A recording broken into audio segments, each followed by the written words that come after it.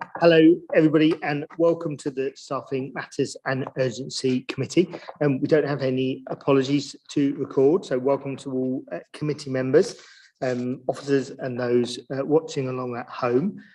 First item is declarations of interest.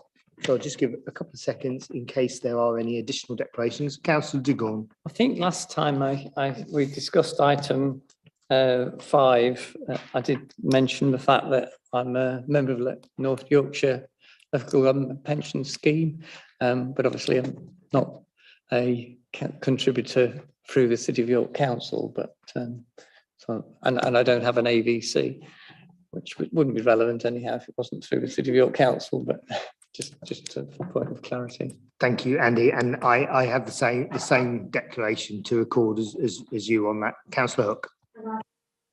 I've got the same one that I'm on the North Yorkshire Pension Board. Thank you very much. So with those, we now move on to item 2, exclusion of press and public.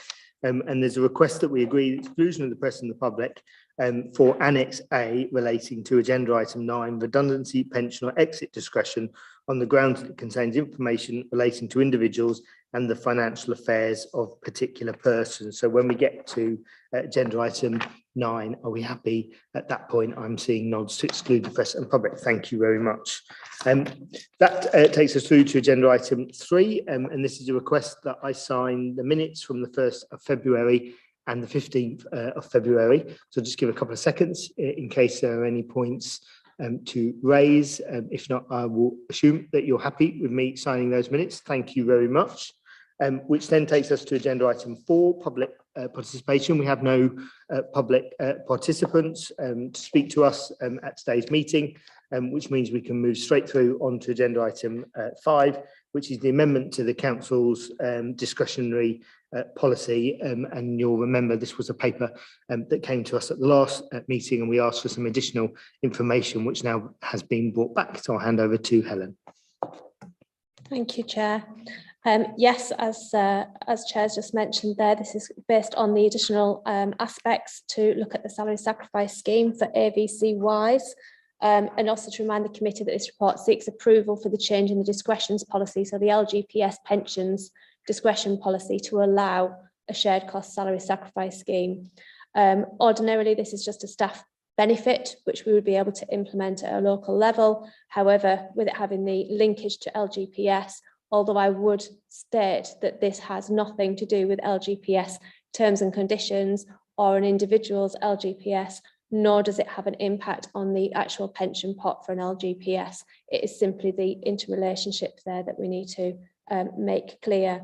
So as mentioned, this is looking at some further information that was requested on the 15th of February. So this has been brought back, and we've actually annexed all the different policy statements that are written there. And just for reference, the amendment, because it's in red, but unfortunately typed in black and white, is which Councillor Hook kindly pointed out to me. I will just mention it's on page 34, the third item down, and it's the shared cost AVC R17 regulation, which has been changed, which doesn't show that it's in red when it's in black and white, just for your reference. So that is there, including the revised text, which effectively says that we are going to allow this to happen just for this scheme.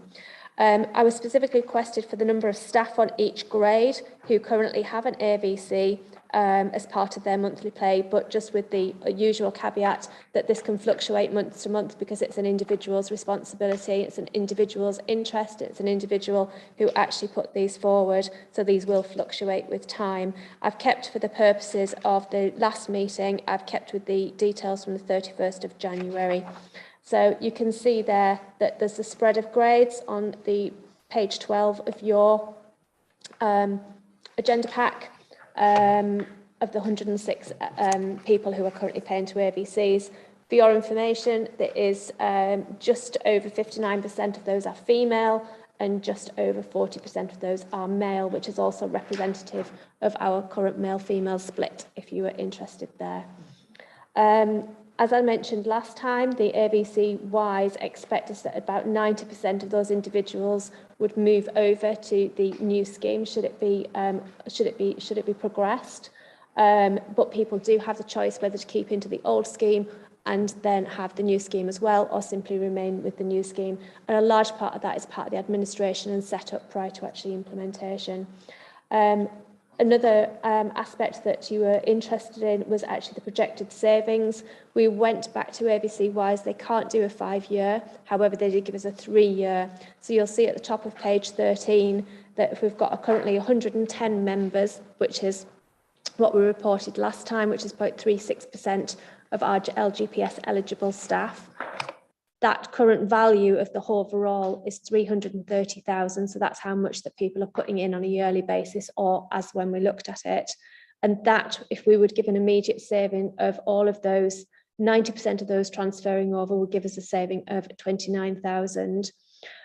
Should we look at up to 3 years' time and we say that we get 10% of our members, if we look immediately, 10% of our numbers going up, and we're applying an average £250 a month, we would make a savings annually around about 89,000 there, and that would be our 3-year target.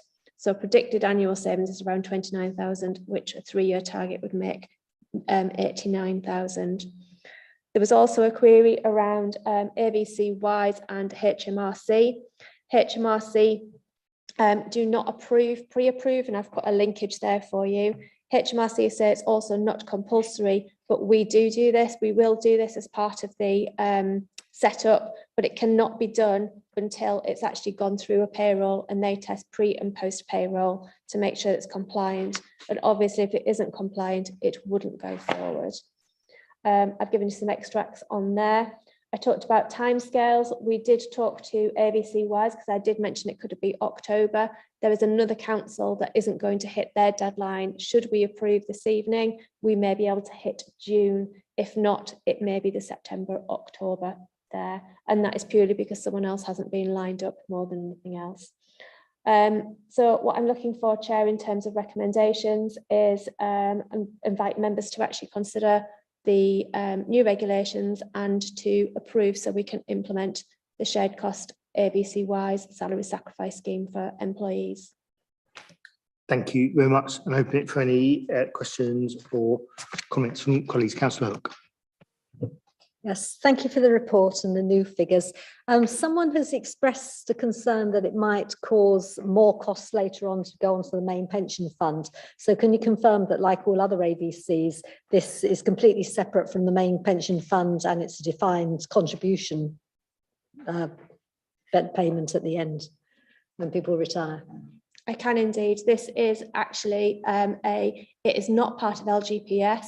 I can see why people think it's part of LGPS because we're having to change one of our pension regulations.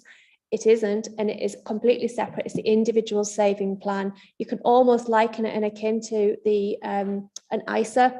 It's the same kind of terms with that, and it's part of the suite of government, the government initiatives to try and help people save for later life. And we're allowing it through there. As I say, it's all above board because it's through HMRC, but yes, it is completely separate to the main pension pot. So therefore, it doesn't impact in later years in terms of the pot for others. Thank you. Just equally thank you for the extra information, particularly on page 13, where you've got those estimates of savings benefits, but equally interesting on page 12, where we've got that breakdown of staff with the biggest numbers at grades 8 and 9 in terms of those that are paying into current AVCs. My only question was that there's again the additional information on paragraphs 12 and 13 with that confirmation about HMRC acceptance of schemes like this, and once a scheme is approved, that AVC Wise and the council seeks clearance from HMRC, which is good to see. Just for the record, presumably if we agree it goes to HMRC for clearance, they clear it, it's implemented. If they were not to clear it, you would then bring it back for a further conversation, albeit I imagine that they have cleared every council that has appropriately put it forward, so there shouldn't be a reason for that. I certainly don't anticipate an issue, but obviously should it cause a problem, we would not as a council implement, we would rectify, and yes, I'm happy to bring anything back should that be an issue. Thank you very much. Councillor Cobain. Thank you, Chair. And just for clarity on those figures that you've just drawn our attention to, Chair, numerically they may be the highest figures, but proportionately they are far from being so. So with grade 8s, we have 18 out of 342 people paying AVCs. Well, that's just 5%. At grade 9s, we have 22 out of 483. Well, that's just 4%. And if you look overall, people paying into AVCs, members of our staff paying into AVCs at grade 12 and above, 11% of those 71 people on this list actually pay AVCs now. Whereas you look at, so grade 12 and above is what, £50,000 plus they're already earning. So people who can afford to, who are already relatively wealthy. If you look below up to grades 2 to 11, only 3% of those people currently pay into AVCs. So I think, and thank you very much for the information, Helen. It's really, it is really very useful, but it does kind of bear out the suspicion that we had at the outset, which is that actually, you know, there's a great deal of time and effort and speed gone into this into this particular scheme, and it's actually favouring the grade 12s and above mainly because they're the people who currently contribute and they're the people who are most likely to make the most of this salary sacrifice in the future. We'll see, I'm sure, over time what happens to the below grade 12s, but again, from our position, we would much prefer it if time and effort was put into raising the salaries of the lower grades rather than the people who are already doing quite well. Thank you. And just to finish off, in terms of the equalities impact assessment of this, it doesn't really look at it on socioeconomics, does it? Does it just look at protected characteristics rather than sort of class differences between people, between low earners and high earners? Because if it did, where would that come out in a equalities impact assessment of adopting this scheme? There's a standard equality impact assessment. Obviously, it's open to anybody who's within the LGPS, and it doesn't take them below national minimum wage. So yes, when you are referring to, we couldn't, for instance, you couldn't have an apprentice. They probably couldn't join this scheme if they are part-time as well, purely because that would take them below the national earnings limit, of which is a standard government response that you cannot have that for a salary sacrifice scheme. But other than that, it's open to everybody who has a local government pension scheme. And again, I'd say it is their choice to actually join the AVC, because other people may choose different things. As I say, I've made an analogy towards an ISA. People may choose other savings options. But yes, I think I've pointed out in my report at paragraph 18 that we can bring back for you an analysis after 1 year of implementation. Thank you. Councillor Duggan. Yeah, it's interesting the point you say that obviously it's a matter of personal choice, but the likelihood is the majority of those who are currently got an AVC will move over onto this alternative because of the tax advantage that it offers for them. So it enhances their position when they're coming to retire. I think it's also worth just making the point that, I mean, obviously the grades that people on, there will be people on lower grades of all ages, but the tendency will be people who are nearer to retirement will be on higher grades on average. And people who pay into, I know from having looked at it, but, you know, from a personal perspective in the past, the people who are going to consider it's going to be an advantage taking out an AVC are quite possibly more likely to be people who haven't got the sort of pension contributions, you know, from previous employments that want to take advantage of that salary sacrifice element. That means that, you know, they get more for the money in effect out of the contributions that they make to help enhance their pension when they come to retire.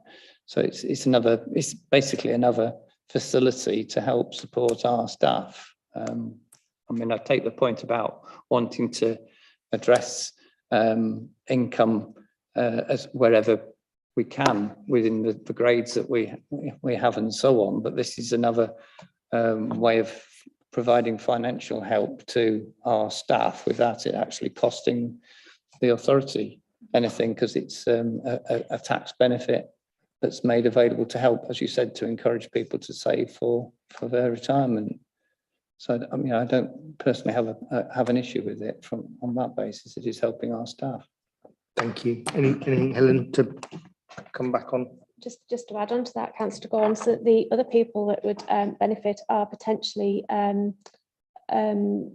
females, not always females, who've taken a break for children. They've had a break in service, so therefore a break in their pension. So it's an opportunity to actually make a saving from there, within there. So that's also an opportunity. But yes, it's just another one. Any other questions or points? If not, we have the recommendations in front of us on the bottom of page 14, paragraph 16. Can I please see those in favour of accepting that recommendation and any against, and then any abstentions? Thank you very much. So that's agreed, which now takes us on to agenda item 6, retention payments, which starts on page 89 rather, and back to Helen.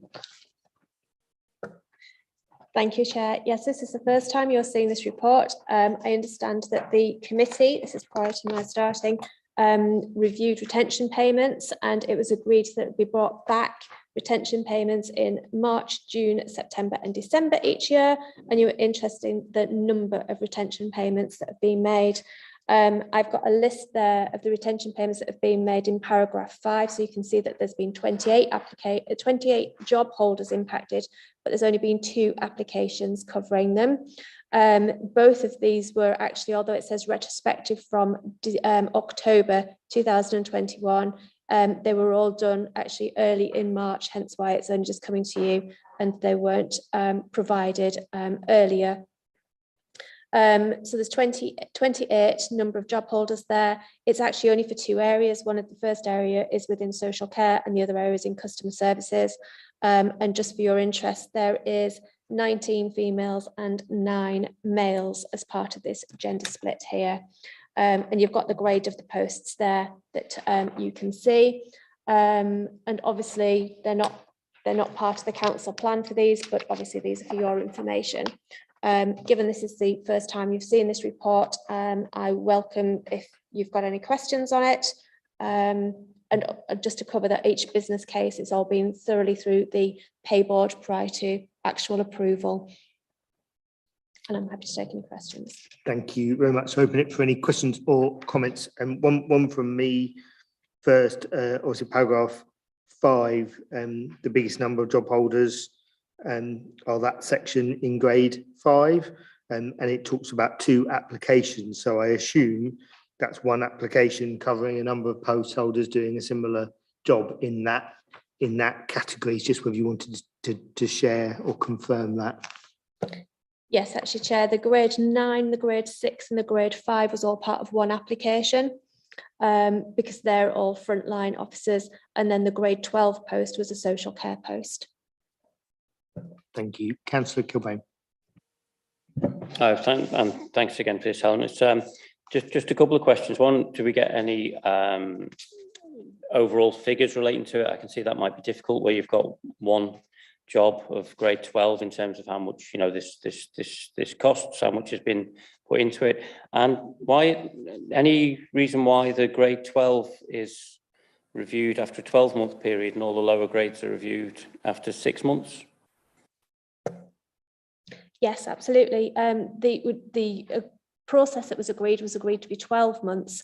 However, we agreed to do 6 months for the customer services roles, which is the grade 9, the 6 and the 5, purely because we've put an awful lot of interventions in and we believe that we may not need it for a full, so we'll be reviewing it after a 6-month period. So again, it's just making sure that we're actually reviewing it. However, the social care role, we've got longer term issues in there, so that was given for this well. And you recall that I think that this document came to you in September. So it was just part of the protocol. So the 12 months is there, but we feel that the 6 months will do that as an initial, and we're trying to get recruitment processes in place. So that can be reviewed. Thanks. So do you think, there's a couple of questions around that. One, do you think we'll have any problems when the retention payments go, as it were, in terms of retaining staff? And two, is it causing any difficulties between teams, with some teams getting the payments and other teams not? Sorry, I'll answer that question, and I didn't answer your other question either a moment ago. Hopefully not. No, we've told the rationale. The manager has sat with all of the teams, so it is very much the areas where we're having greater difficulties and the frontline services. So hopefully no. In terms of reviewing, do we need to review? Would it resolve the problems? I'm hoping so, but that's why there's a 6 months review process in place. And to be honest, it's not as though we're going to get to that 6 months and then go, right, this isn't working. We're doing a continual process all the way through these next 6 months and watching it. And that's what we should be doing in terms of being reactive to the market. In terms of cost, you asked me about cost, and I didn't pick that up initially. In terms of the cost, you may recall that the scheme looks at 10% of the current salary, and obviously within those grade bands we have got 4 points within each grade band. We've also got people on different hours, so therefore the amounts will all vary for everybody. The costs weren't requested, I understand, as part of the details, but if that's something you want in the future, that's something I can bring. So sorry if I answered all of your questions now. Yeah. Thank you very much. And then we've got the recommendation here on page 91, which is obviously noting this information. So I can see some nods around the table to note that. Thank you very much. Which then takes us through on to agenda item 7, which is the work plan. Anything, Helen, you want to add to this? Thank you, Chair. I have added in the retention payments into June, but then obviously when we get our next cycle, I will add that in on the agreed quarterly basis. On the 25th of April, to be confirmed, we're potentially having Chief Officer appointment with the Assistant Director of Customer and Communities could come through here, but that's not defined as yet. So I'll add it as a tentative into the work plan for April, but there's no other amendments. Thank you very much. Any questions on the work plan? If not, we're noting that one. So thank you very much. Takes us through to 8, urgent business. Check with Robert. I'm not aware of any urgent business. So thank you all for coming. And as agreed at the start of the meeting, we'll now drop into private session to take agenda item 9. So thank you.